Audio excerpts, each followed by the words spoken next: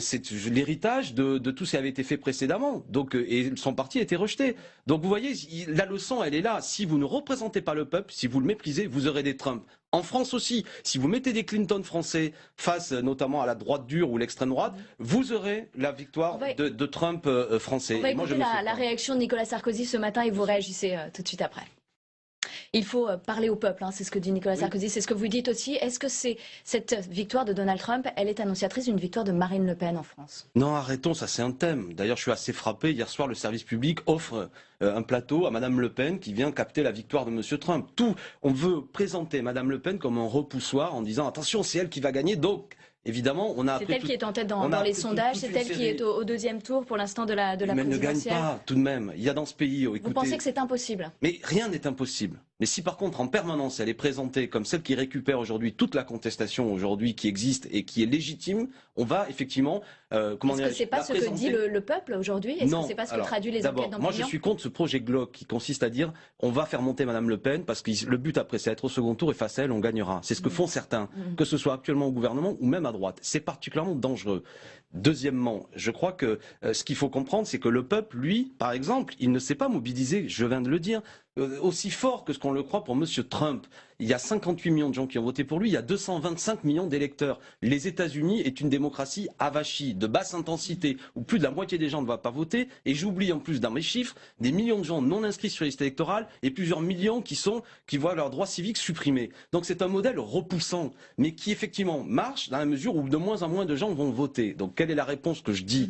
Et notamment, je reviens à l'exemple de la France, c'est que Madame Le Pen a fait 6 à 7 millions de voix, ce qui est déjà beaucoup. Mais il y a en France près de 44 millions d'électeurs. Donc ce qu'il faut, c'est mobiliser des gens qui... Leur problème, c'est même plus Madame Le Pen. Voilà. Comment vous avez aujourd'hui une représentation politique qui dit qu'il faut donner le pouvoir au peuple? Par exemple, en finir avec la 5e République, comme nous le proposons avec Jean-Luc Mélenchon. Sauf qu'il n'y a aucun candidat. Passer à la 6e République. Mais comment bien. Mais il n'y a aucun candidat aujourd'hui qui fait revenir les électeurs au vote. Ah bon? Pourquoi? Je ne sais pas, nous travaillons à ça. Parce qu'on voit l'abstention qui progresse élection en élection. Oui, d'accord, c'est pourquoi, donc, avec Jean-Luc Mélenchon, nous proposons une campagne dans le cadre de la France Insoumise, dont le but n'est pas seulement, n'est plus de s'enfermer dans les additions d'appareils politiques, mais de comprendre ce qui est en train d'avoir lieu. Il y a une distance avec les organisations traditionnelles qui s'est créée. Et il faut surtout créer, nous pouvons le faire avec notamment les réseaux sociaux, redonner, avoir une démocratie en fonction beaucoup plus horizontale, dans lequel des millions de gens qui ont, une fois de plus, une distance avec la vieille classe politique, mais sont prêts à s'engager pour changer les choses, à condition, comme j'étais en train de vous le dire, que le but, c'est non seulement répondre aux urgences écologiques, sociales, mais aussi de donner le pouvoir au peuple vraiment, et d'en finir avec la 5e République. C'est là le fond du problème. On est en France, dans une monarchie présidentielle qui concentre des pouvoirs sur un homme, en l'occurrence M. Hollande, mais c'était pareil avec M. Sarkozy, alors, pour pouvoir gouverner, qui peut mener une politique pour laquelle il n'a pas été élu, qui peut piétiner le Parlement. On est ici à LCP, tout de même, c'est choquant que des grandes lois, je pense notamment à la dernière, la loi El Khomri, aient été imposées. 49.3 est dans la Constitution. Voilà, mais il faut supprimer ça. On ne pourra pas mener une politique qui répond aux attentes des milieux populaires dans le cadre de ce que j'appelle la monarchie présidentielle et ce régime autoritaire de la 5e. Pour autant, pour cela, pour pouvoir appliquer votre programme, alors oui, pour pouvoir appliquer votre programme, il faut être élu. Aujourd'hui, Jean-Luc Mélenchon, il n'est jamais au second tour de l'élection présidentielle. Est-ce que ça vaut le coup de se battre à gauche pour la 3e, 4e, 5e place? Est-ce que vous n'avez pas un devoir de rassemblement? C'est ce que disait hier Jean-Christophe Cambadélis. Ah mais ça vaut toujours le coup de se battre. Ceux qui vivent, ce sont ceux qui luttent, disait Hugo. Donc il faut arrêter et nous cessons de progresser. D'accord, on nous promettait les pires choses et là nous progressons. Nous sommes la candidature en dynamique. Toutes les études d'opinion le démontrent. Nous sommes la seule force aujourd'hui en capacité. Dans une logique de rassemblement, Jean-Luc Mélenchon. D'éviter un deuxième tour droite FN. C'est Jean-Luc Mélenchon qui permet ça. D'accord. Donc il faut tous venir nous aider à ça pour faire, laissez-moi terminer, pardon, mon raisonnement, revenir au vote. Ceux qui actuellement ne sont pas vus dans les études d'opinion. Il y a 20 points de moins de gens qui avaient voté pour François Hollande en 2012 qui ne sont plus là. Le problème de la gauche n'est pas sa soi-disant division, comme ne cesse de le répéter M. Cambadélis, qui veut faire prétexte de cela pour qu'on se range derrière lui, derrière les Clinton français, M. Cambadélis, Macron, mais Valls. Si vous êtes si sûr de votre victoire, pourquoi ne pas participer à la primaire? Je suis sûr de rien, je mène campagne. Personne n'est sûr de rien, d'accord? Pourquoi ne pas participer à la primaire pour vous rassembler et faire élire le meilleur candidat de la gauche? Parce que Clinton. Voilà. Il y avait Bernie Sanders qui, lui, aurait pu gagner face à Donald Trump. Tous les sondages le montraient. Donc ça conforte votre rejet de la primaire. Évidemment, il a été battu dans une primaire truquée avec des médias qui ont aidé Mme Clinton à expliquer qu'il fallait se rassembler. Il a joué le jeu et on voit bien les catégories populaires qui avaient fait confiance à M. Sanders. Les jeunes qui s'étaient retrouvés dans sa campagne, qui disaient enfin la gratuité, notamment pour le droit à la formation, ne se sont pas reconnus à Mme Clinton qui était vraiment à l'inverse, à l'opposé de ce qu'il voulait. Donc, ce qui s'est passé, la victoire de M. Trump, et à l'inverse, pardon, la défaite de Mme Clinton est la confirmation que les primaires sont un piège. On le voit bien, c'est terrible. On ne pourra pas mobiliser ces milieux populaires avec, comme je disais, les Clinton français. Tous ces anciens ministres. Il y a une appétence énorme pour la primaire en France. Il y a des millions de Français qui sont prêts à se déplacer pour aller voter. On l'a vu pour la primaire de la gauche en 2011, on le verra sans doute pour la... Le président a un peu changé, et ça vous a pas échappé. Non, mais les Français sont visiblement intéressés par les primaires. Je n'en sais rien. Moi, je pense qu'il y a peut-être... pour la primaire à droite. Oui, la primaire de la droite, elle annonce le fait qu'il y a peut-être dans les 7 personnages qui sont là, le futur président de la République. Donc les gens de droite comprennent qu'il y a un enjeu. Mais vous allez voir que la primaire socialiste, elle, en fait, est une primaire entrebâtue d'avance. Donc elle intéressera peu de gens. Et vous savez, il n'y a pas d'amour pour le Parti socialiste en vérité. Les gens en ont ras-le-bol. Donc je crois que cette primaire, elle va tomber très bas. Il y aura une faible participation. Les seuls qui viendront voter seront ceux qui sont encore intéressés par la vie interne du Parti socialiste, ses clientèles électorales, ses réseaux d'élus. Et ça confirmera sans doute que celui qui gagnera sera l'unique représentant de cet appareil politique. Mais le peuple n'a plus rien à fiche de ça. Et je le dis vraiment... François Hollande, il ne doit pas participer du coup à cette primaire? Si, enfin, ce qui serait... De toute façon, il y aura un représentant de la politique du gouvernement. Monsieur Hollande, il est en train de se préparer, on le sait. Il y aura peut-être son clone. Mais souhaitez-vous que ce soit lui qui soit là pour répondre de son bilan? Je souhaite qu'il n'y ait pas d'astuce. Je pense que les gens qui ont été ministres de ce gouvernement, qu'ils soient président, Premier ministre ou ministre, voilà, doivent assumer la responsabilité de ce qui a été fait. Qu'ils ne fassent pas croire qu'ils sont des personnages nouveaux. D'accord? Donc après, la question de qui représente quoi, on le verra. Moi, je pense que François Hollande ira dans cette primaire. Mais entendez bien, vous l'avez d'ailleurs compris ce que je suis en train de vous dire. C'est-à-dire que ceux qui, après avoir été 2 ans et demi dans un gouvernement, après avoir voté, par exemple, le traité Sarkozy-Merkel au niveau européen, qui fixe les politiques d'austérité, contrairement à la promesse de M. Hollande de le renégocier. Vous vous en souvenez? Ceux qui étaient encore ministres quand s'est mis en place la politique, notamment, qui vise à donner ces 40 milliards de déductions fiscales aux entreprises qui n'ont servi à rien, cette politique de l'offre, etc., ne sont pas, selon moi, mais après les électeurs trancheront, les mieux à même de montrer une politique qui rompt avec ce qui a été fait depuis 2012. C'est pourquoi le programme est important. Avec la France Insoumise, nous avons un programme 317 propositions, il s'appelle l'Avenir en commun, mais aussi celui ou celle qui l'apporte doit être en cohérence avec ce programme. Les ardoises magiques où à la veille des élections, tel un champignon qui naît de la dernière pluie, un personnage se présente en disant « je suis lavé de toute responsabilité de ce qui vient de se passer ces dernières années », selon moi ne fonctionne pas. Je répète ce que je viens de dire, mon problème n'est pas de rassembler les petites formations de gauche, mais de mobiliser ces millions de gens aujourd'hui qui sont assez dégoûtés par ce qui a eu lieu, et eux sont la clé de tout. Alors on va écouter Alain Juppé qui s'exprime lui aussi sur la présidentielle de 2017, c'est le meilleur rempart face au FN, on l'écoute. Mobilisez-vous, allez voter. Il faut aller voter le 20. La seule façon de faire rempart à ce qui nous menace, effectivement, qui est peut-être un très gros score de Marine Le Pen à l'élection présidentielle, c'est de choisir un candidat qui rassemble la droite et le centre. Moi, je ne veux pas rassembler la droite dure et l'extrême droite. Je veux rassembler la droite et le centre. Le seul qui soit capable d'arriver avant Marine Le Pen au premier tour de l'élection présidentielle, c'est moi. Est-ce que, effectivement, Jean-Luc Mélenchon, lui, peut être un rempart face au FN? Déjà, je réponds à M. Juppé, je crois qu'il se trompe complètement. Lui, c'est aussi, à sa façon, une forme de Clinton français. Il veut rassembler. Mais tout. Madame Clinton, c'était la seule candidate face à Trump. Elle perd 10 millions de voix.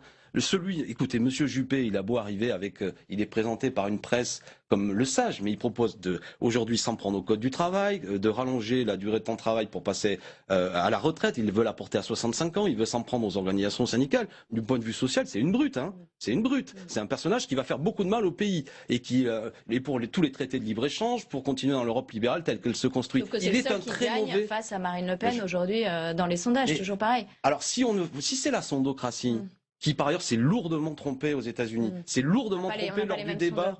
Pardon ? On n'a pas les mêmes sondages. Ils sont meilleurs en France. Bon, bah, écoutez, si c'est votre argument, pourquoi pas ? Ils sont très sympathiques au demeurant. Mais regardons, ce que ne voient pas les sondages aujourd'hui, je le répète, c'est ce peuple invisible, méprisé, dont on refuse de parler. Il y a dans ce pays près de 9 millions de gens en situation de pauvreté. Ça a augmenté de 1 million ces dernières années. Il y a 1 million supplémentaire de chômeurs depuis 2012 et il y avait déjà eu 1 million sous Sarkozy. Si ces gens-là, on les méprise, si chaque fois qu'ils expriment leur colère sociale, on les monte du doigt en disant « vous êtes des ringards, des losers », et qu'on présente des personnages qui eux-mêmes sont par ailleurs ceux qui ont la mondialisation heureuse, qui consiste à permanence à dire au peuple, il faut travailler plus, vous gagnez trop d'argent. C'est quand même assez hallucinant. Alors il y a un discours qui est assez proche du vôtre, qui est celui du Parti communiste. Les cadres ont décidé finalement de ne pas soutenir Jean-Luc Mélenchon la semaine dernière. Est-ce que vous l'avez vécu comme un camouflet? Comment vous avez interprété ce nom? Écoutez, ils en discutent. Moi, je pense que le plus grand respect qu'on doit avoir envers les militants communistes, pour nous, c'est de continuer la campagne France Insoumise, dans lequel il y a beaucoup de communistes. Je crois que vous avez même accueilli Madame Marie-Georges Buffet il n'y a pas longtemps. Je ne veux pas parler à sa place, ce plateau, mais oui. Elle est plutôt pour un soutien à Jean-Luc Mélenchon. Il y a un débat. Moi, je ne me mêle pas. Vous espérez que les communistes vont... Il y a énormément de boulot, vous l'avez compris, et plus il y a de bras, d'expérience pour le mener, mieux c'est. Mais il y a un débat interne que je respecte et dans lequel je ne veux pas, par des formulations, donner l'impression que je m'en mêle, parce que vous savez, les communistes ont beaucoup de qualités et notamment une certaine susceptibilité. Que peuvent décider les militants, parce que c'est à eux maintenant de se prononcer. Ils en décideront. Une candidature autonome. Ça, ce serait, voilà, c'est ça qu'il y a de... Là, pour le coup, sur lequel je suis très surpris, c'est qu'après avoir beaucoup parlé de rassemblement, les mêmes manifestants seraient favorables à une candidature communiste qui viendrait s'additionner et dont je ne vois pas l'utilité. Franchement, ça me semblerait être totalement contradictoire. C'est assez peu compréhensible. Mais n'oubliez pas que le débat, il est d'abord stratégique. C'est ce que j'ai dit tout à l'heure. Est-ce que nous nous adressons d'abord et avant tout à la population, il faut aller au peuple, à ceux qui ont la plus grande distance avec les formations politiques et construire l'outil pour faire cela? Je crois que c'est la France Insoumise de Jean-Luc Mélenchon, dans lequel n'importe qui, même s'il n'est pas adhérent de parti politique, il peut nous rejoindre. 150 000 personnes l'ont déjà fait. C'est considérable, c'est mieux que tout le monde. Hein. J'entends dire des choses parfois, mais personne n'a fait ça. Nous avons fait des meetings très importants, etc. Ou est-ce que certains pensent qu'il faut rassembler les partis politiques et voir s'intéresser avec ceux qui, au Parti Socialiste, ont fait Pierre Laurent, lui, telle ou telle loi. Moi, je ne suis pas d'accord. En tout cas, au cadre, le soutien à Jean-Luc Mélenchon. C'est vrai que ça avait un petit peu surpris, parce que c'était pas l'option qu'il avait pris depuis quelques semaines, en tout cas. Est-ce que pour vous, c'était un coup monté pour faire porter peut-être à l'ensemble du parti le fait qu'il rejetait Jean-Luc Mélenchon? Non, je ne crois pas qu'il y ait des coups montés. Je pense que Pierre, c'est peut-être...